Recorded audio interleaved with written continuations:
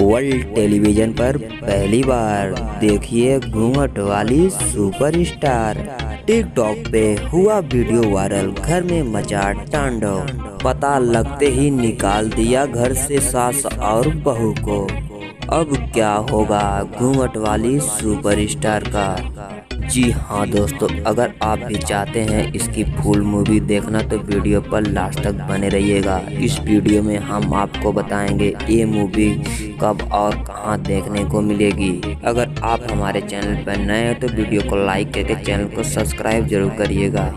दोस्तों सबसे पहले हम जान लेते हैं इस मूवी में घूंघट वाली सुपरस्टार में स्टार कास्ट में कौन कौन नजर आने वाले हैं। दोस्तों इस मूवी में घूंघट वाली सुपरस्टार में स्टार कास्ट में नजर आने वाले हैं अमरपाली दुबे, राकेश बाबू, ज्योति मिश्रा, संतोष श्रीवास्तव, विद्या सिंह, धर्मेंद्र पाठक और भी अन्य कलाकार आप लोग को नजर आने वाले हैं। चलो दोस्तों अब हम जान लेते हैं ये मूवी कब और कहां देखने को मिलेगी।